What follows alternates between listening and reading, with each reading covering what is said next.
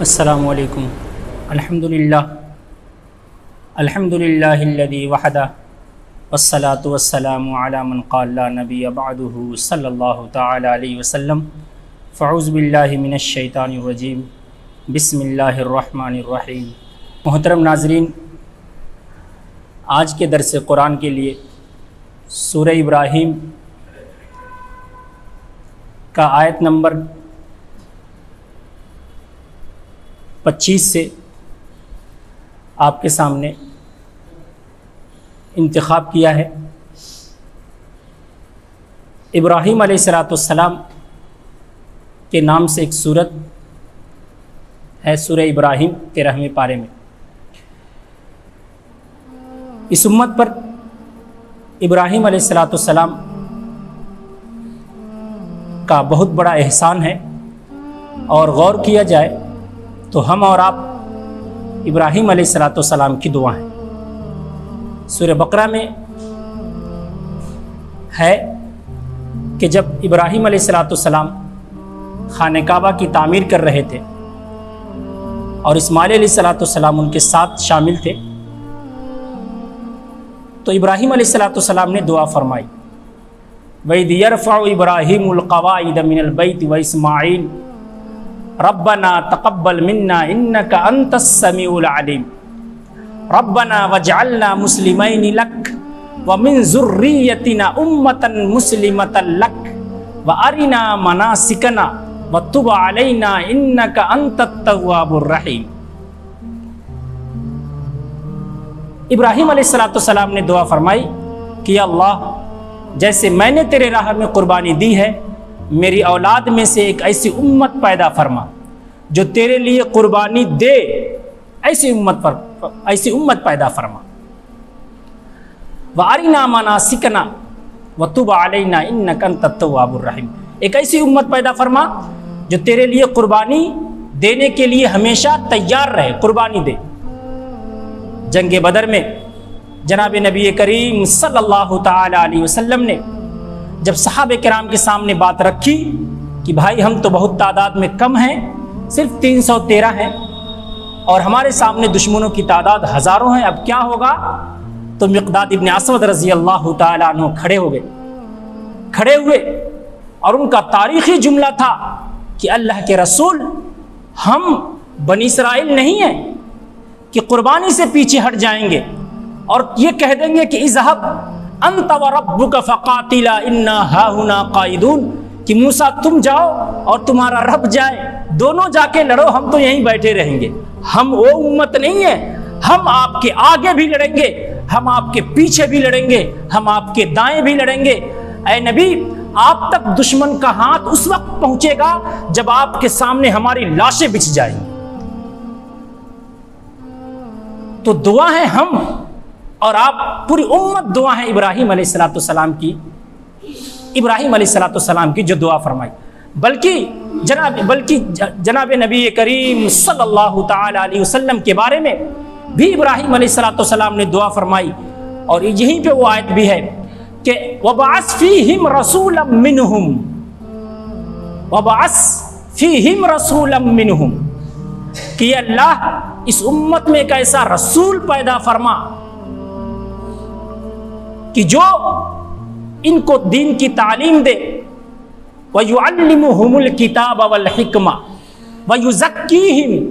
وَيُعَلِّمُهُمُ الْكِتَابَ وَالْحِكْمَةَ۔ اے اللہ، اس امت میں ایک ایسا رسول پیدا فرما جو ان کا تزکیہ کرے، جو ان کو پاک صاف کرے اور کتاب اور حکمت کی تعلیم دے۔ تو رسول اللہ صلی اللہ علیہ وسلم، رسول کی دعا بھی ابراہیم علیہ السلام نے خانہ کعبہ کی تعمیر کرتے وقت کی تھی۔ تو ابراہیم علیہ السلام، اس لیے، اور ابراہیم علیہ السلام ایک ایسے نبی ہیں کہ جن کے بارے میں سبھی یہودی بھی یہ پوری طرح دعویٰ کرتے ہیں تال ٹھوک کے کہ ہم ابراہیم کے ماننے والے ہیں،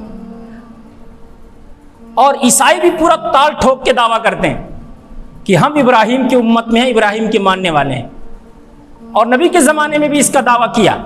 اللہ تبارک و تعالیٰ نے فیصلہ فرمایا اور قرآن کے اندر، اور یہ لوگ یہودی یہ کہتے ہیں کہ ابراہیم یہودی ہیں، عیسائی یہ کہتے ہیں کہ ابراہیم علیہ السلام عیسائی ہیں، نصرانی ہیں۔ اللہ نے فیصلہ فرمایا قرآن کریم کے اندر کہ ما کان ابراہیم یہودیا ولا نصرانیا ولکن دینا حنیفا مسلما، کہ ابراہیم علیہ السلام نہ یہودی تھے نہ نصرانی تھے، بلکہ وہ تو دین حنیف پر قائم تھے۔ ابراہیم علیہ السلام کی دعا سورہ ابراہیم کے اندر آیت نمبر 25 سے پورا رکوع، وَإِذْ قَالَ إِبْرَاهِيمُ رَبِّ اجْعَلْ هَذَا الْبَلَدَ آمِنًا، وہ وقت یاد کرنے کے قابل ہے کہ جب ابراہیم علیہ السلام نے دعا کی کہ اے میرے رب اس شہر کو امن والا بنا دے۔ یہ 13ویں پارے کے اندر یہ دعا نقل ہو رہی، یہی دعا سورہ بقرہ میں بھی ہے، لیکن وہاں پہ حاضل بلد میں الف لام نہیں ہے، یہاں پہ الف لام کے ساتھ ہے حاضل بلد، وہاں پہ الف لام نہیں ہے۔ ابراہیم علیہ السلام دعا کر رہے ہیں کہ اے میرے رب اس شہر کو امن والا بنا دے۔ دعا مانگتے تو سب ہیں، لیکن مانگنے کا سلیقہ ہر ایک کو نہیں آتا، مانگنے کا طریقہ اور سلیقہ ہر ایک کو نہیں آتا۔ انبیاء کرام کی جو دعا ہوتی ہیں وہ دین اور دنیا دونوں کی جامع ہوا کرتی ہیں۔ ابراہیم علیہ السلام کی دعا کہ رب اجعل، اے میرے رب اس شہر کو امن والا بنا دے۔ امن، چین، سکون اور شانتی یہ اتنا ضروری ہے کسی ملک اور کسی شہر کی ترقی کے لیے کہ یہ بنیادی حیثیت رکھتی۔ جب کسی ملک میں امن رہے گا، چین، سکون اور شانتی رہے گی، تبھی جا کر کے وہ ملک ترقی کرے گا، وہ شہر ترقی کرے گا۔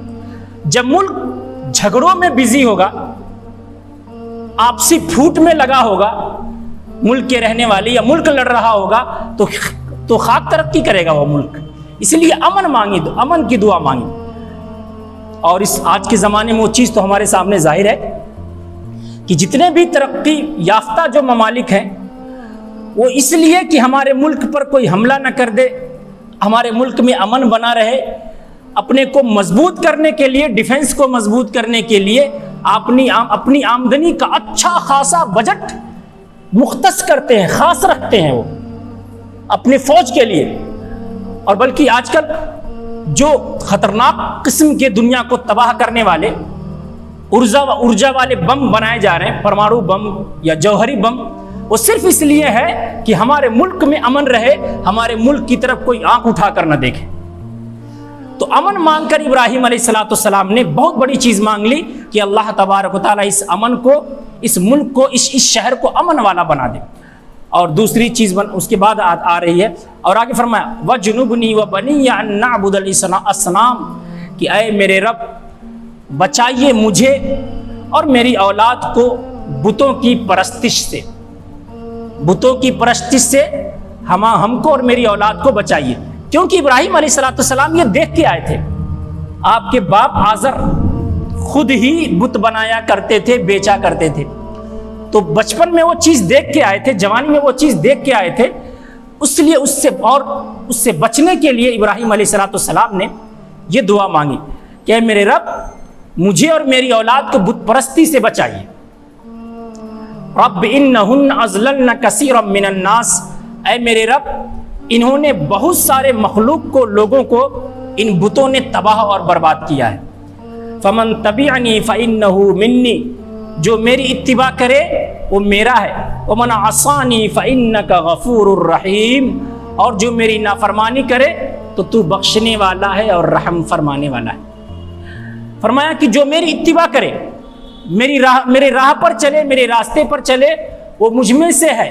ومن عصانی، اور جو میری نافرمانی کرے تو یہ نہیں کہا کہ تو عذاب دینے والا ہے، فرمایا فَإِنَّكَ غَفُورٌ الرحیم، تو بخشنے والا اور رحم فرمانے والا ہے۔ انبیاء کرام کے جو سینے میں جو دل ہوتا ہے، پورے لوگوں کے لیے، تمام انسانیت کے لیے دھڑکتا ہے، تمام انسانیت کے لیے۔ نافرمانی کرنے والے ہم سب جانتے ہیں کہ جو مومن ہیں وہ جنت کے مستحق ہیں، اور جو انکار کرنے والے لوگ ہیں وہ جہنم کے مستحق ہیں، لیکن پھر بھی ابراہیم علیہ السلام نے منکرین کے لیے جہنم اور عذاب نہیں کہا، اللہ سے یہ امید لگائی کہ تو بخشنے والا ہے اور رحم فرمانے والا ہے۔ انبیاء کرام کا جو دل ہوتا ہے نہایت ہی شفیق اور مہربان ہوتا ہے.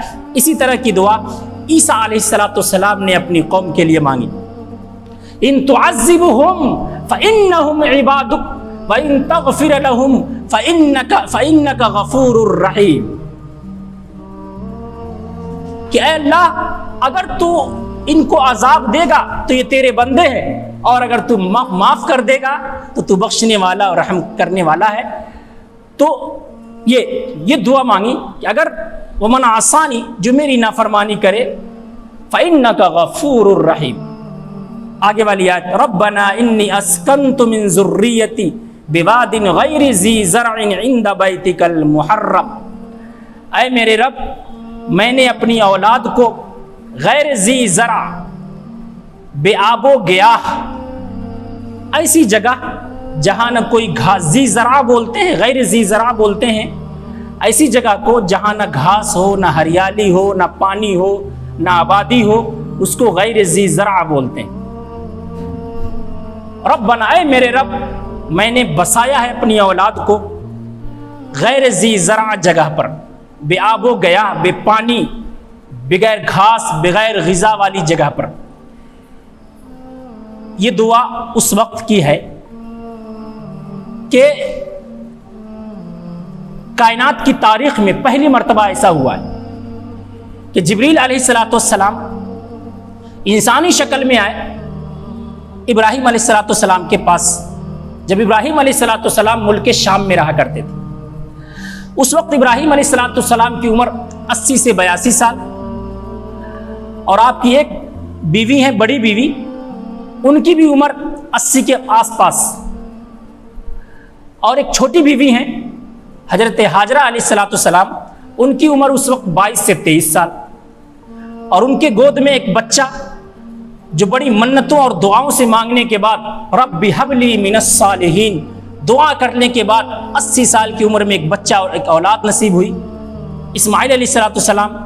ان کو جبریل امین علیہ السلام ایک اونٹنی پہ سوار ہو کے آئے اور کہا کہ ابراہیم خلیل اللہ، چلیے میرے ساتھ چلیے. ایک اونٹنی پہ بٹھایا اپنی بیوی اور بچوں کو، ایک اونٹنی پہ خود سوار ہوئے، ایک اونٹنی پہ جبریل علیہ السلام، اور 7 دن کا سفر، 7 یا 8 دن کا سفر چل کر کے فلسطین سے، شام سے کہاں آئے؟ وہاں آئے جہاں چاروں طرف پہاڑی پہاڑ تھے. جبل ابن ابی قبیس، جبل ابن عمر، ایک طرف صفا، ایک طرف مروہ، چاروں طرف پہاڑ پہاڑ، بیچ میں ایک ڈھلان، تھوڑی سی وادی تھوڑی سی تھی، جہاں پہ اب تو سارے پہاڑ، ان کا نام و نشان مٹ گیا ہے. اس زمانے میں یہ چاروں طرف پہاڑ تھے، بیچ میں ایک وادی تھی جہاں پہ زمزم کا کنواں ہے. وہاں پہ جبریل امین نے کہا کہ یہاں رکیے اور اپنی اولاد کو یہاں چھوڑیے اور یہاں سے آپ واپس جائیے. ابراہیم علیہ السلام نے وہاں چھوڑا ہے اپنی اولاد کو، چھوٹے سے معصوم بچے کو اور حضرت ہاجرہ کو، اور چھوڑنے کے بعد چل پڑے ہیں. تصور کریں آپ، سوچیے آپ، قربانی میں کہہ دے رہا ہوں اور آپ سن لے رہے ہیں، بڑا آسان ہے، لیکن تصور کریں، سوچیں کہ 22 سال کی جوان بیوی، کچھ مہینوں کا بچہ، نہ کوئی آبادی، نہ 2-4 پردیسی وہاں پہ آباد رہتے ہوں، نہ کوئی پانی کا انتظام، نہ کوئی کھانے کا انتظام، نہ کوئی لائٹ اور روشنی کا انتظام، اور پہاڑ بھی ایسے کالے کالے، دیکھا ہوگا صفا، جو لوگ حج کرنے گئے ہوں گے، صفا مروہ، کالے کالے پہاڑ، کچھ بھی نہیں، نہ کوئی سایہ. اور وہاں چھوڑا، اور چھوڑنے کے بعد تسلی کے 2 لفظ بھی نہیں بولا خلیل اللہ نے کہ بیگم آپ ٹھہرے رہو، اللہ نے آپ کا حکم دیا ہے، آپ پریشان نہ ہو، میں پلٹ کے آؤں گا، آپ کو کچھ نہیں ہوگا. تسلی کا ایک لفظ نہیں کہا، چھوڑا. یہ ہوتا ہے حکم کی تعمیل اللہ کے، اللہ کے حکم کی تعمیل یہ ہوا کرتی ہے اس طرح. ہم کیا کرتے ہیں؟ مؤذن اذان دے رہا، حی علی الصلاح، آؤ نماز کی طرف. اللہ کا حکم ہے، یہ کس کا حکم ہے؟ اللہ کا حکم ہے. مؤذن اپنے لیے نہیں بلاتا ہے حی علی الصلاح، مؤذن ترجمان ہے اللہ کے حکم کا. ٹرانسلیٹر ہے, وہ ترجمانی کر رہا ہے. حی علی الصلاۃ, حی علی الفلاح, آؤ نماز کی طرف, کامیابی ادھر ہے, ادھر آؤ مسجد کی طرف. لیکن ہماری امت کا 95% ہماری قوم کے لوگ ایسے ہیں جو مڑ کے بھی نہیں دیکھتے ہیں کہ آ جائیں کبھی مسجد کی طرف. صرف 5% ہیں جو مسجد کی طرف اور کامیابی کی طرف چل کے آتے. تو یہ ہماری جو ذلت والی ہماری جو حالت ہے وہ اسی لیے ہے.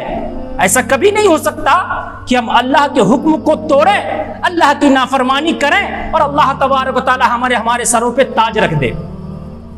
ہمارے آبا و اجداد تھے جو تھے اگرچہ ان کے کرتے پھٹے ہوئے تھے, اگرچہ ان کے کرتوں میں کئی پیمند تھی, ان کی ٹوپیاں پھٹی ہوئی, لیکن کسی کی اوقات اور حیثیت نہیں ہوتی تھی کہ ان سے آنکھیں ملا لے اور ان سے مقابلہ کر لے. راج کیا کرتے تھے, سلطان تھے, کسی سے دبتے نہیں تھے, کسی سے دبتے نہیں تھے.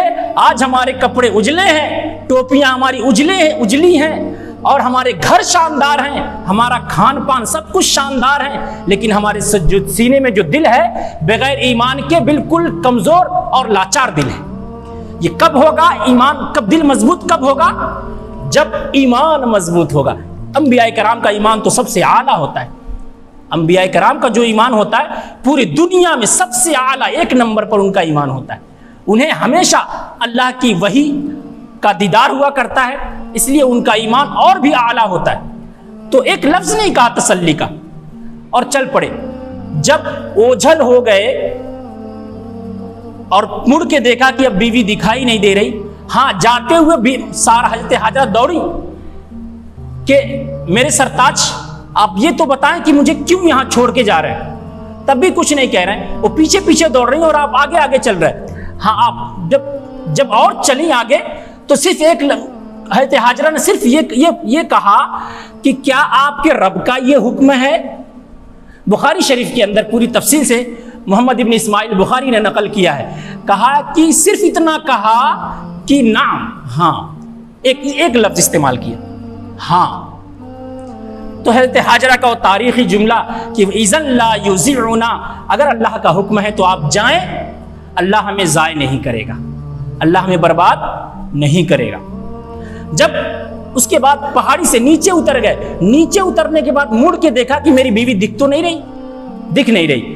دکھنے اس کے بعد تب جا کر وہاں پہ ہاتھ اٹھایا اور یہ دعا مانگی جو قرآن نقل کرتا ہے, ربنا انی اسکنت من ذریتی بواد غیر ذی زرع, اے میرے رب تیرا حکم تھا میں اپنی اولاد کو وہاں چھوڑ آیا ہوں جہاں کوئی سہارا نہیں ہے, صرف تیرا سہارا ہے, میری بیوی بچوں کو برباد نہ کرنا.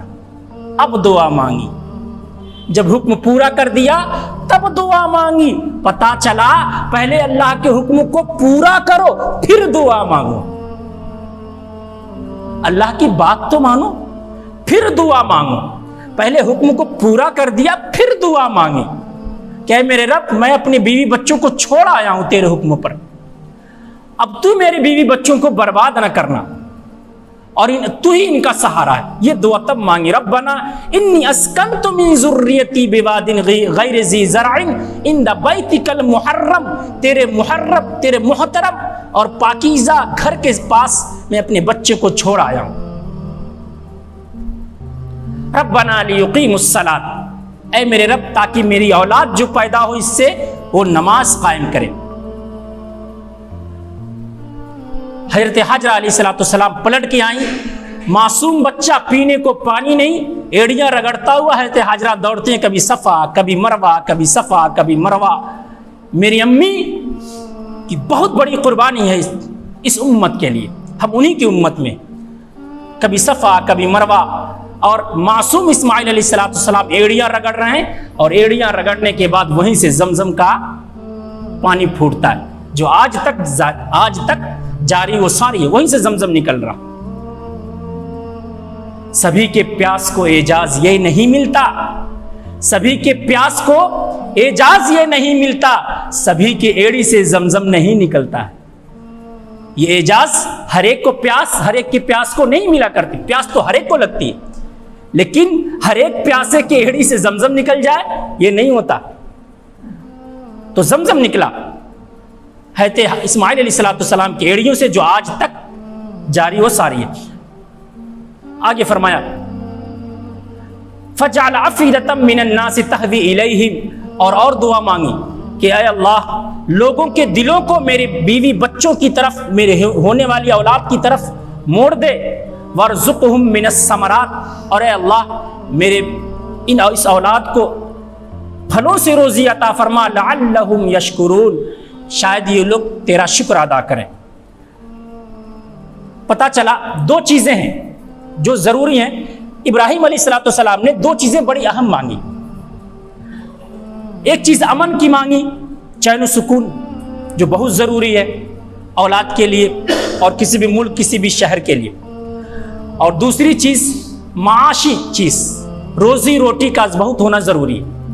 تو معاشی زندگی کے لیے، روزی روٹی کے لیے یہ دعا فرمائی کہ لوگوں کا دل پھیر دے اس شہر کی طرف، کہ لوگ اس شہر کی طرف آئیں اور میری اولادوں کو پھلوں سے روزی عطا فرما. پتہ چلا باپ کی ذمہ داری جہاں اور ساری چیزوں کا ہے، باپ کا فرض بنتا ہے کہ بیٹوں کی معاشی ضروریات کا انتظام کرے، ان کی فکر کرے، ان کی روزی روٹی کا فکر کرے، اپنی اولاد کا.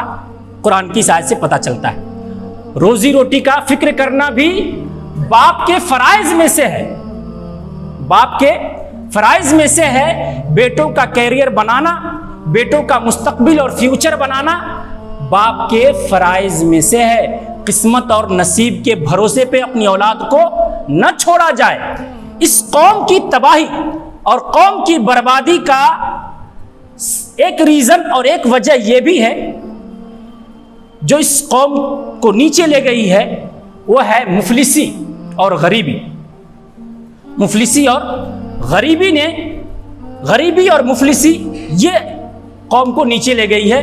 معاشی طور پہ کوشش کرنا، روزی روٹی کے لیے کوشش کرنا اور حتی الامکان کوشش کرنا یہ فرائض میں سے ہے. قرآن نے کئی جگہ اس کا تذکرہ فرمایا ہے.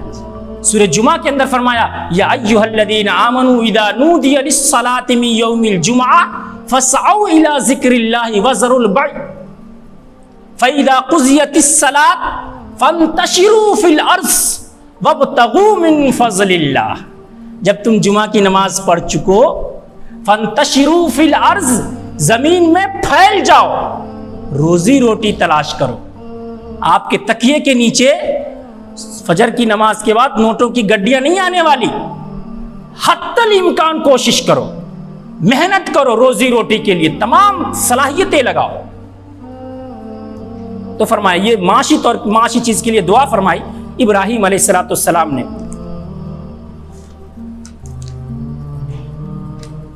آگے فرمایا ربنا انک تعلم ما نخفی وما نعلن، اے میرے رب تو جانتا ہے جو کچھ میں ظاہر کرتا ہوں اور جو کچھ میں چھپاتا ہوں. وما یخفی علی اللہ من شیء فی الارض، اور اللہ کی ذات پر کوئی چیز چھپی نہیں ہے، نہ ہی زمین میں اور نہ ہی آسمان میں.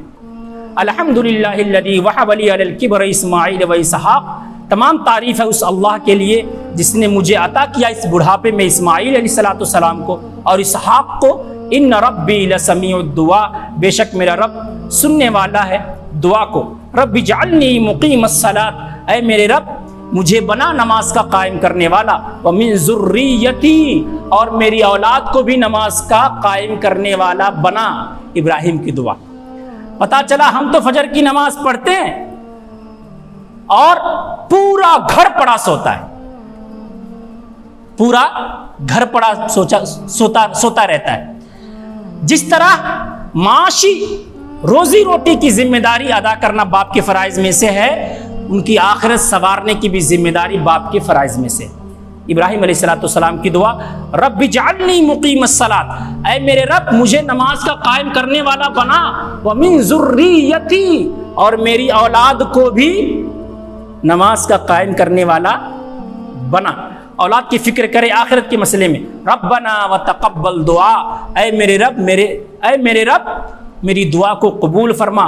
ربنا واغفر لی ولوالدی وللمؤمنین یوم یقوم الحساب، اے میرے رب میری مغفرت فرما اور میرے والدین کی مغفرت فرما۔ ابراہیم علیہ السلام کی دعا، اے اللہ میری مغفرت فرما اور میرے والدین کی مغفرت فرما۔ پتہ چلا ہم اپنی بھی مغفرت کی دعا مانگیں، اگر ہمارے آبا و ہمارے والدین زندہ ہیں تو ان کے بہترین زندگی کی دعا اللہ تبارک و تعالیٰ سے مانگیں۔ اللہ نے سکھایا ہے ہمیں کہ رب بیانی کما رب ارحمہما کما رب بیانی صغیرا۔ ماں باپ کے لیے اللہ نے دعا سکھلائی قرآن کریم کے اندر، رب ارحمہما کما رب بیانی صغیرا، اے اللہ میرے ماں باپ پر رحم فرما جیسا کہ انہوں نے ہمیں بچپن میں پالا ہے۔ تو اگر زندہ ہیں تو ان کی تمام ضروریات کی فکر کریں، تمام ضروریات کی فکر کریں، انہیں کھلائیں پلائیں، بہو کے چکر میں بیوی کے چکر میں ماں باپ کی بے حرمتی اور بے عزتی نہ کریں۔ اللہ کا لاکھ لاکھ شکر ہے، اللہ کا لاکھ لاکھ شکر ہے، اس کا احسان ہے کہ ابھی اس امت کے اندر ہماری قوم کے اندر اتنی لاج اور اتنی شرم ہے کہ اولڈ ایج ہوم کا تصور ہماری قوم میں نہیں،